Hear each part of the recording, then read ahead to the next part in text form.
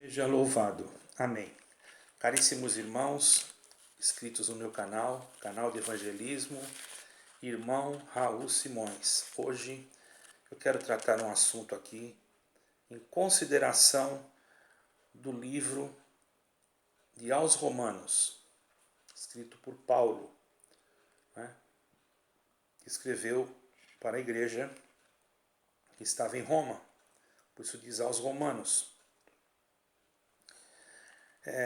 No período em que Paulo escreveu esta carta, irmãos, aos Romanos, dizem alguns historiadores ou alguns estudiosos da Bíblia que seria entre o fim de 55 depois de Cristo ao primeiro semestre de 58 depois de Cristo. Fica entre esse período, irmãos. Uns falam que foi 55 depois de Cristo, outros já têm uma opinião que foi 58 depois de Cristo. Então é bom nós termos esse conhecimento que existe entre alguns homens que foram historiadores. Meus irmãos, perdoam que eu estou um pouco com minha garganta doendo. Então, mas eu vou procurar fazer o possível para conseguir, não é? Então, irmãos, Paulo foi um homem muito usado por Deus. Deus se usou muito dele. E escolheu ele como apóstolo dos gentios, né?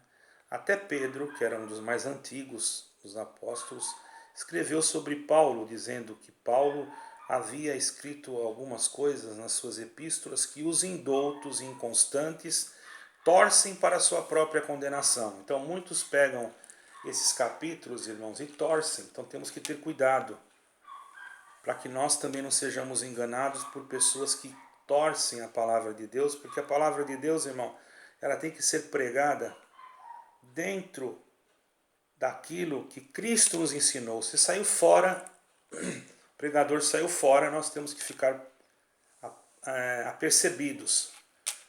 Temos que observar bem isso, irmão. Então aqui o que eu estou falando, eu estou aqui com a Bíblia na mão, acompanhando, falando em bastante comunhão, para que eu não me perca, eu fiz alguma anotação aqui, porque eu orei a Deus antes para tratar esse assunto com todos vocês, irmão. A igreja primitiva de Roma não foi fundada por Paulo, nem pelo apóstolo Paulo e nem pelo apóstolo Pedro. E que muitos pensam que a igreja de Roma foi provavelmente Paulo que foi até lá e que evangelizou. Não, Paulo ele escreveu cartas ajudando, sempre Paulo teve esse cuidado de dar ensinamentos para as igrejas, mas a igreja iniciou-se não lá em Roma. Não estou dizendo igreja edifício, irmãos, certo? Estou falando de igreja, grupo de pessoas. Já vou chegar até lá, irmãos. Evidente que Paulo também nunca tinha visitado a igreja de Roma. Então eu posso dizer aqui para vocês, capítulo 1, vamos no capítulo 1, versículo 8. Versículo 8. A fé dos romanos, Paulo anela em vê-los, quer dizer, não tinha visto ainda. Primeiramente dou graças ao meu Deus por Jesus Cristo acerca de vós, todos, porque em todo o mundo é anunciada a vossa fé. Versículo 1, capítulo 1, versículo 8. Agora vamos pular para o versículo 13.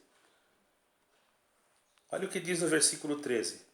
Não quero, porém, irmãos, que ignoreis que muitas vezes propus ir ter convosco, mas até agora tenho sido impedido. Ele estava escrevendo para a igreja que estava em Roma, mas ele nunca tinha ido lá, porque está dizendo aqui, ó, não quero, irmãos, pois, que ignoreis que muitas vezes propus ir ter convosco, mas agora tenho sido impedido. Então quer dizer que ele ainda não tinha ido, mas já estava a igreja lá. Então ele nunca tinha ido enquanto a igreja não havia se formado. Pode ser que depois, eu não encontrei nenhum capítulo, mas pode ser que depois que a igreja estava formada, ele foi. Mas até então, quando ele escreveu essa carta aos romanos, ele ainda não conhecia a igreja aos romanos, certo, irmãos? ele já conhecia, então, irmãos, a fama. Pode ver, muitos já tinham escutado falar a respeito de vós. E depois ele fala que ele tinha tentado, mas tinha sido impedido. Quer dizer, que ele já tinha tentado. Isso quer dizer, ele estava escrevendo para alguém que já existia no lugar, mas que ele ainda não conhecia, que era a igreja romana. Não esta igreja romana que temos aí hoje, mas a igreja primitiva. Prestamos atenção, irmãos. Certo? Eu não estou falando no romanismo, eu estou falando no cristianismo. Não estou falando em igreja feita de pedra. Estou falando em grupos de irmãos que se reuniam em nome do Senhor Jesus para cultuar a Deus. Estejamos bem atentos naquilo que Deus está me dando de explicar aqui, irmãos. Porque quando nós falamos de igreja, nós não queremos nos referir a prédios, mas a pessoas que se convertiam ao verdadeiro evangelho. E é mais provável que foi iniciada essa obra de Deus por judeus prosélitos. Quer dizer, judeus que foram na época de Pentecostes, estavam em Roma, mas quando houve a festa de Pentecostes, eles se dirigiam a Jerusalém e ali escutaram e viram a pregação do apóstolo Pedro, quando o Senhor entrou com a sua glória dentro daquele cenáculo e houve um grande rebuliço. O Espírito Santo desceu sobre eles e fez com que cada um falasse a língua de cada nação. E ali então muitos judeus que estavam ali, por certo, creram. E quando voltaram para Roma, eles começaram a manifestar os milagres que eles viam em Pentecostes. Os irmãos estão entendendo? E ali chegaram e começaram a se reunir naquilo que eles aprenderam. Embora eles não tinham uma doutrina específica, então Paulo começou a escrever para eles, irmãos, para ajudá-los. Paulo ainda não tinha ido até lá, mas eles já estavam crescendo. Então vejamos que está bem claro, quando eu falei, aqui não estava falando de igreja de pedra, mesmo porque entre os séculos 1 e 2, os irmãos podem pesquisar isso, não existia o conceito de edifícios, de prédios. Irmãos, esse conceito de edifícios já foi no 2º século. E se vocês forem observar, não foi uma igreja evangélica. Foi uma igreja católica romana que se construiu. Já não existia mais esses primitivos cristãos. Essas pessoas que existiam faziam cultos em seus próprios lares. E geralmente, irmãos, com a participação das suas famílias, do pai, da mãe, se tivesse avós, dos filhos, dos servos, outros parentes mais próximos. Então cada casa era uma igreja, porque se reunia ali. Pode buscar isso na história, você vai encontrar. Então esse conceito de igreja, prédio, não é um conceito que veio a partir do evangelho. Esse conceito de igreja de pedra, ele veio a partir da necessidade que o homem achou que deveria ter para agrupar o povo. Mas só que dentro desse conceito que deveria ser de acordo com aquilo que está escrito, os homens se desviaram da verdadeira fé, criando um templocentrismo, que até hoje existe. Pessoas que só acreditam que Deus se manifesta dentro de um templo. E isso não é certo, não é correto, porque o templo é o nosso coração. O Senhor Jesus disse, não habito em templos feitos por mãos de homens. É bem claro. E ainda disse, nós chamamos o templo de igreja, né? Nós habituamos a fazer isso. Também não é isso. O Senhor Jesus ensinou, isso está escrito em Isaías e também está escrito lá em um evangelho.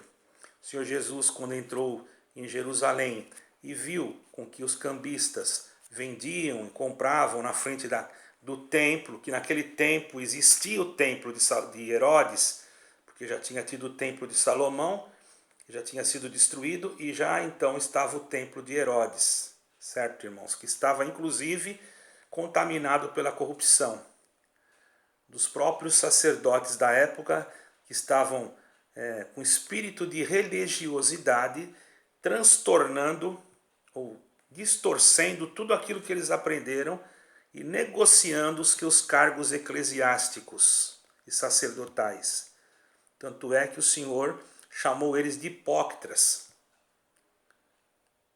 que eram por fora como um sepulcro caiado. Bendito o nome santo. Está escrito isso, irmãos. Então, não vou entrar muito em detalhes de versículos para não demorar muito esse vídeo. Porém, voltando lá no conceito de templo. Então, não deveria se chamar igreja, tinha que se chamar casa de oração. Por quê? Porque o Senhor Jesus falou: a minha casa será chamada casa de oração. A minha casa. Certo, irmãos? Então, por isso que não existiam prédios. Porque os discípulos não se reuniam em prédios. O Senhor Jesus não se reuniu em prédio.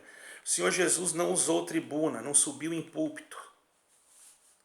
O Senhor Jesus pregava onde Deus preparava, aonde abria a porta, onde ele se abria a sua boca. Podia ser na cidade, na praça, debaixo de uma árvore, em cima de uma montanha. Às vezes ele sentava e o povo sentava em volta dele, e às vezes ele pregava sentado. Não existia uma formalidade para o Senhor. O Senhor era flexível.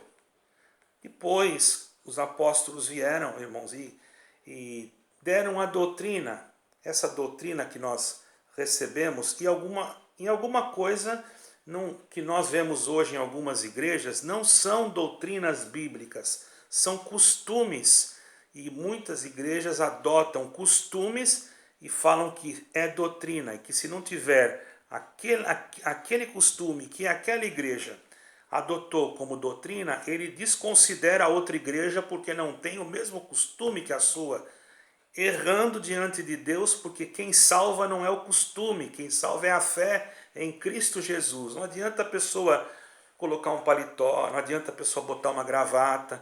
Lá no Oriente Médio, se você for em algum lugar, você vai perceber que ninguém usa paletó e nem usa gravata, é muito difícil. Gravata e paletó são coisas de europeu, irmão.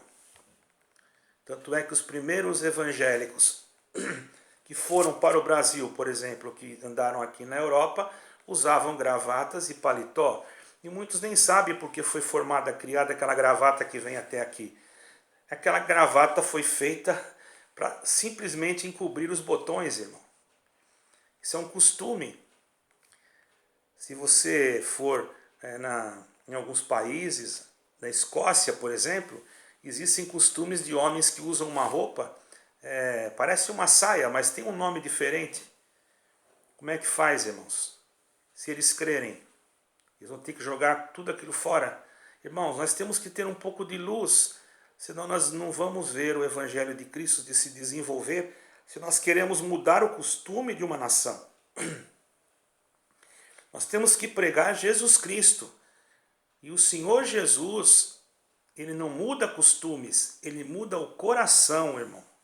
Ele não está preocupado se a pessoa tem um costume de cortar o cabelo assim, ou de andar careca.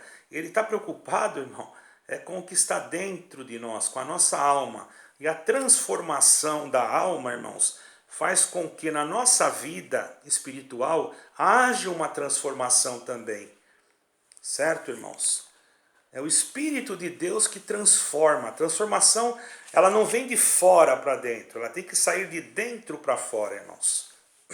Deus tem que entrar, habitar em nós, e a sua virtude, o seu Espírito, a luz da sua palavra, nos faz então compreender, bendito é o nome do Senhor, que nós temos que ser transformados. E essa transformação vem de dentro para fora, e não é de fora para dentro.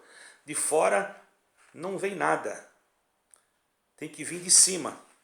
O que vem de cima é conectado direto, não passa por nenhum tipo de interceptor ou nenhum tipo de não seria interceptor de intercessor a não ser Jesus Cristo. Não adianta passar por um homem para depois passar para mim. aquele homem tem que receber de Deus, e Deus, o homem não é intercessor, ele não vai ser meu intercessor. Ele pode ser um canal de bênção para mim, mas intercessor não. Intercessor só tem um, que é o Senhor Jesus. Se o homem dizer que eu preciso de um intercessor, eu preciso, mas Jesus Cristo, não é do homem. Porque Deus não precisa do homem. Deus pode usar o homem como um canal, como se fosse um tubo para colocar dentro de mim aquilo que Deus quer. Mas o homem é só homem, ele é um instrumento. Assim como um instrumento musical, se fica encostado e não toca, ninguém toca, ele não sai som. Precisa sim que haja uma intervenção divina para que o homem compreenda a palavra de Deus. Certo, irmãos? Então, esses negócios de igreja, prédio, essas coisas, irmãos, não existiam, certo, irmãos? Depois, com o tempo, então, surgiram esses conceitos, infelizmente, e muitos desses conceitos, eu digo infelizmente porque hoje há denominações que deturparam a palavra de Deus e que chamam igrejas de graça e começam a fazer com que as pessoas acreditem, que aqueles que são menos esclarecidos, que se não estiver dentro daquele prédio, Deus não vai visitar, Deus não vai falar. Isso é uma tremenda de uma falta de conhecimento bíblico, porque Deus não precisa de prédio. Quando Deus falou com Abraão, ele não precisou que tivesse nenhum prédio. Quando ele falou com Jacó, ele não precisou que tivesse nenhum prédio. Quando ele falou com Jonas, ele não precisou que tivesse nenhum prédio. Quando ele falava com Daniel, ele não precisou que tivesse nenhum prédio. A não ser, irmãos, se você é um templocentrista, você só acredita que Deus fala dentro do templo e outros falam que Deus só fala em cima do púlpito. Irmão, você sabe qual é a origem de um púlpito? Você sabe de onde saiu o púlpito? De onde veio esse negócio de púlpito, de tribuna? Isso veio tudo da igreja romana, não desta, mas da outra. Está aí. E que realmente foi aderido pelo reformista Lutero e foi passando até chegar à denominação que você está. Não sou contra. É muito bom, às vezes ficar mais alto um pouquinho para você poder ver o povo, mas isso não é isso que salva. Não é só ali que Deus fala. Deus fala onde Ele quer, irmão. Deus não tem lugar específico para falar com o homem. Deus fala com o homem até quando ele está dormindo, se Deus quiser. Apenas Deus quer a sinceridade do nosso coração e dentro de nós que seja o templo e morada do seu Espírito Santo. Certo, irmãos? Então, as pessoas faziam culto nos seus próprios lares, como eu falei, se juntavam às suas famílias e aí era a sua igreja. E cada uma delas, então quando recebia uma carta, eles repassavam. E era lida aquela carta diante daquela igreja e todos se alegraram e todos iam sendo doutrinados. E dependendo do tamanho do lugar, o tamanho do espaço da casa, às vezes o dono da casa convidava mais pessoas para que na sua casa pudesse se cultuar e ali se formar uma igreja. Era essa a forma de louvar a Deus e era esta a igreja.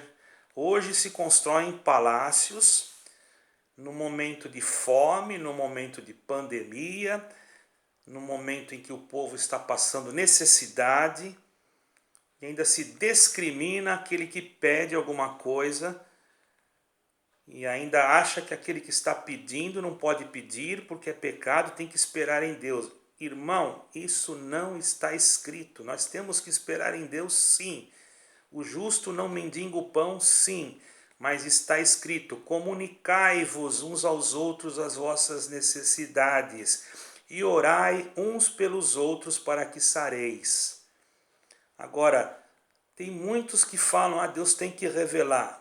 Revelar o que para você? Se você não acredita nem que um país que está em guerra precisa revelar que alguém está precisando de comida num país que está em guerra. Ora, irmão, pelo amor de Deus, você conhece uma guerra? Você já esteve próximo a uma guerra? Eu, por misericórdia, estive, irmão. Você já foi em algum país que passou por guerra? Eu, por misericórdia, fui. Você sabe o que é uma guerra? Como que é fome numa guerra? Primeiro, existem saques. Quando começa a fechar as fronteiras, a população se desespera. há bombardeios, um abastecimento de luz, de água, essas coisas todas são cortadas. Aí começam a sofrer os civis, daqui a pouco não tem mais arroz, não tem mais feijão, não tem nem mais água. Aí precisa você ter a revelação para poder ir lá atender. E ainda só vai atender aquele grupo que pertence a você, a sua denominação, a sua igreja, vamos dizer entre aspas, né?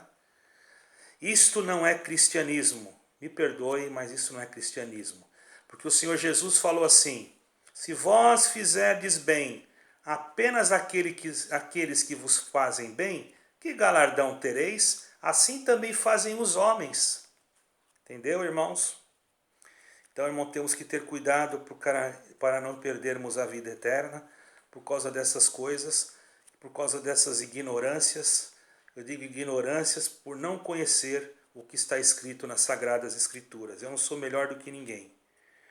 E aqui no capítulo 6, Paulo manifesta pelo Espírito Santo a necessidade de estar debaixo da graça,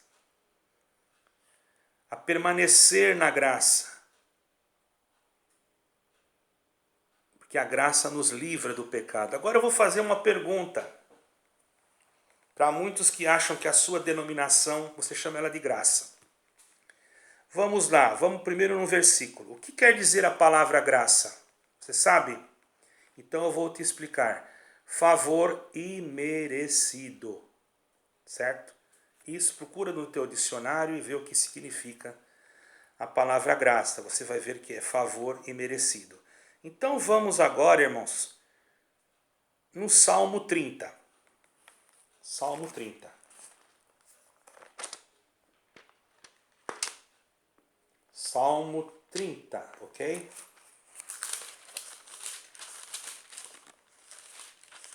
Vamos no Salmo 30, versículo 5. Porque a sua ira dura só um momento, no seu favor está a vida. Só até esse pedacinho aqui. Tá. No seu favor está a vida. Graça é favor imerecido. Você não merecia o quê? A vida. A vida de quem? Vamos lá no capítulo 14 de João. Capítulo 14 de João. Versículo 6. Eu sou o caminho, a verdade e a vida. Então qual é a graça? É Jesus Cristo, porque Ele é a vida. E ele diz assim: ninguém vem ao Pai senão por mim. Ele não disse ninguém vem ao Pai se não for pela igreja X, pela denominação A ou pela denominação B. Ele disse ninguém vem ao Pai se não for por mim. E já ouvi pregadores falando que a graça é a doutrina. Doutrina, o que é doutrina para você, pregador? É usar o véu, saudar com ósculo santo. É isso daí que é doutrina, e depois condenar os outros que saem da igreja, amaldiçoar aqueles que não creem naquilo que você prega, jogar pragas naquele que não acredita naquilo que você fala. Isso é doutrina. Onde você encontrou isso? O Senhor Jesus não falou para amaldiçoar, Ele falou abençoai e não amaldiçoeis. Orai por aqueles que vos perseguem. Bendito é o nome santo do Senhor. E você disse que aí é graça? Pregando deste jeito? Irmão, tome cuidado. Você não está pregando graça nenhuma. Você está sem graça e sem entendimento. Porque a graça é Jesus Cristo. E não tem ninguém que possa anular isso. E se você pregar ao contrário, você está indo contra o Espírito Santo de Deus. Porque está bem claro. O Senhor Jesus é o caminho, a verdade e a vida. Salmo 30. Porque a sua ira dura só um momento, no seu favor está a vida. Favor imerecido, vida. E quem é a vida? Eu sou o caminho, a verdade e a vida. Então quer dizer, eu quem? A tua igreja? Não, Jesus Cristo, o caminho, a verdade e a vida. Será que você não entende, irmão?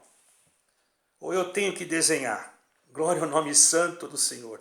Vamos ter entendimento, irmãos? Fique aí na sua denominação, mas pregue certo, para não enganar o povo. Porque se alguém vai em outro lugar, você já diz que caiu da graça. Caiu da graça? Como caiu da graça, irmão? Aquele que estiver em mim, de maneira nenhuma eu lançarei fora, disse o Senhor Jesus. E você diz que caiu da graça.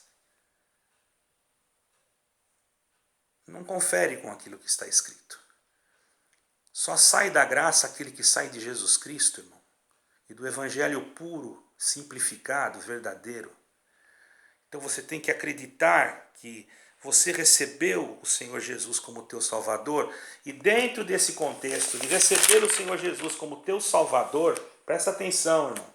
A salvação, ela vem por Jesus Cristo. E a graça manifestada por Deus está em Jesus Cristo. Porque Ele deu a vida para a humanidade. Para que todo aquele que nele crer não pereça, mas tenha a vida eterna. Primeiro você tem que crer.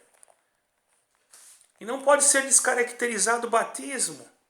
Alguém prega, mas nós já não precisamos ser mais batizados porque o Senhor Jesus já morreu, já perdoou os pecados. Não, irmão. O Senhor Jesus disse, ide por todo mundo pregar o evangelho. Anunciar o evangelho a todos. E aquele que crer e for batizado. O batismo não vai salvar você. A crença em Jesus Cristo vai te salvar. Mas o batismo é uma confissão de fé que você creu em Jesus Cristo. Quando você é emergido, é como se você estivesse morrendo para o mundo e vivendo uma nova vida em Cristo Jesus. Desde o momento que você já o aceitou, se você não tiver a oportunidade de se batizar como aquele ladrão na cruz, é diferente, mas se você tem a oportunidade, por que não batizar? Se dentro desse período você perece por algum motivo, não quer dizer que você vai para o inferno, porque aquele ladrão creu e não foi. Então nós não descaracterizamos o batismo. Sendo emergido, nós simbolizamos que estamos dando um testemunho da nossa fé. E o batismo, ele não é salvístico. É a fé em Jesus Cristo que está acima de qualquer outro sacramento. Porém, irmãos, não é só esse batismo que nós temos que ter. João disse assim, aquele que vier após mim é mais poderoso do que eu, porque ele vos batizará com o Espírito Santo, veja bem, e com fogo. Ele falou duas coisas, com o Espírito Santo e com fogo. Ele não falou só com o Espírito Santo, ele falou com o Espírito Santo e com fogo. Então presta atenção, irmão. Quando nós batizamos, nós temos dentro de nós, irmãos, glória ao nome do Senhor, o batismo. Temos dentro de nós o Senhor Jesus, né, que até Ele mesmo foi batizado. Nós já cremos nele, já está em nós, né, irmão? Então está escrito lá em 28 de São Mateus, até anotei aqui. Portanto, ensinai todas as nações, batizando-as em nome do Pai, do Filho e do Espírito Santo. Ele mandou ensinar as nações e batizar em nome do Pai, do Filho e do Espírito Santo. Não tem como eu arrancar isso aqui da folha da Bíblia. No capítulo 6 de Romanos, no versículo 3, diz assim: ora, não sabeis que todos quantos fomos batizados em Jesus Cristo, fomos batizados na sua morte? Então, irmãos, nós agora, de sorte, fomos sepultados no batismo, quer dizer, e ressurgimos, como na morte do Senhor, na sua ressurreição, uma nova vida. E vivemos, irmãos, e devemos ser batizados com o Espírito Santo, na luta, na prova, com o fogo também.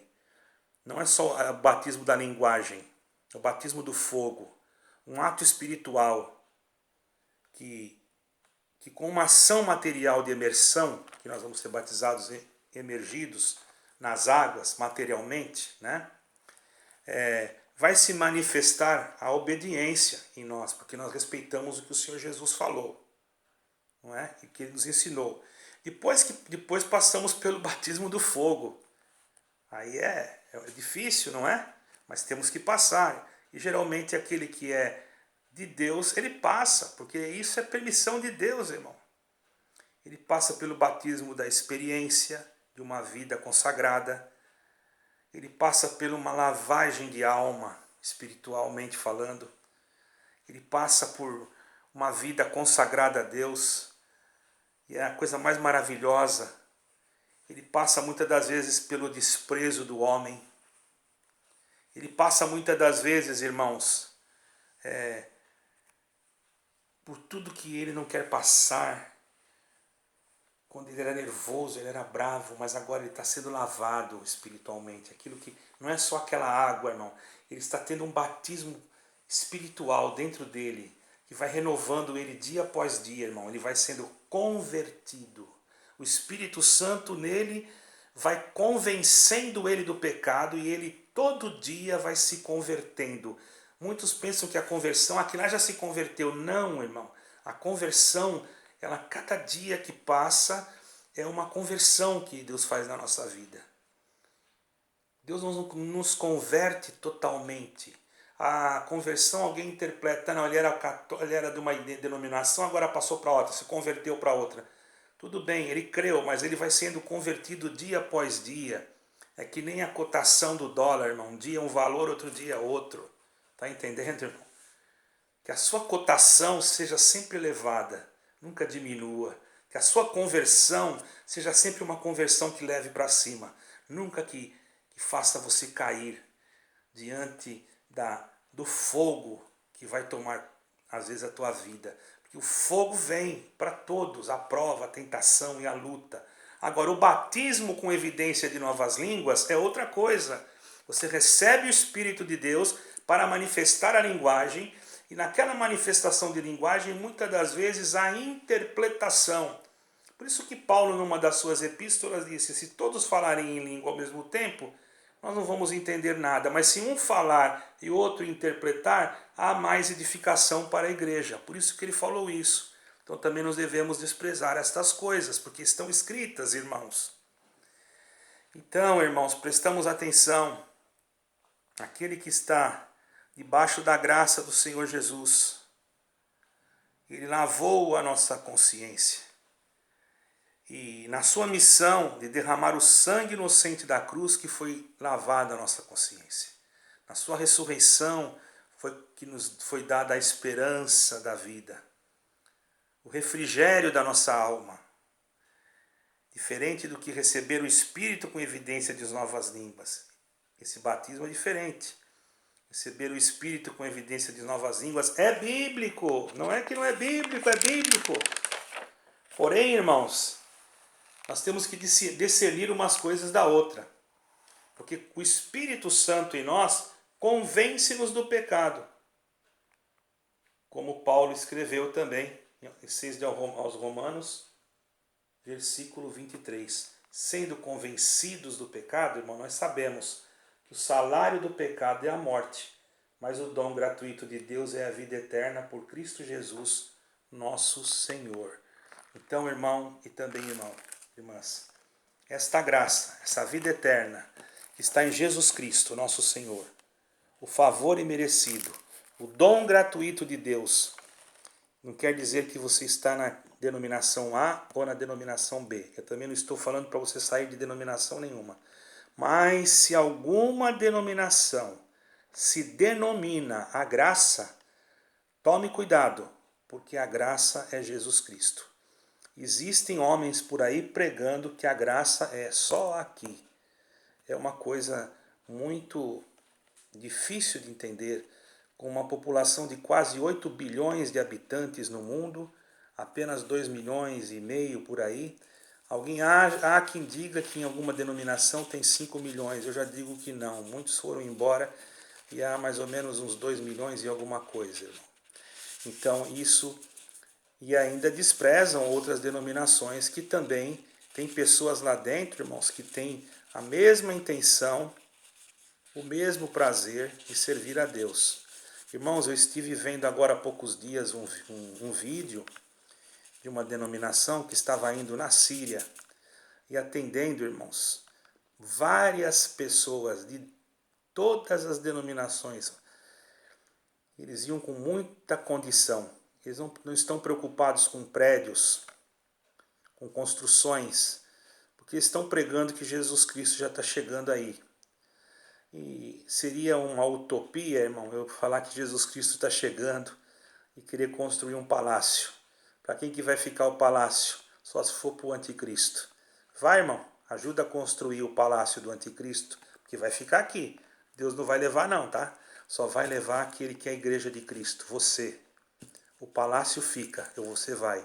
Ou você quer ficar junto com o palácio? Escolha. Fique com Jesus Cristo, com a graça verdadeira, com o favor imerecido, e você herdará a vida eterna. Se você quiser ficar no palácio, é uma escolha sua. Fique onde você achar melhor. Eu prefiro ficar debaixo da graça, que é Jesus Cristo, o favor imerecido, aquele que morreu na cruz e que ao morrer e suspirou, disse: Pai, perdoa porque eles não sabem o que fazem. Mas o terceiro dia ressuscitou e disse: Eis que estou convosco todos os dias, até a consumação dos séculos.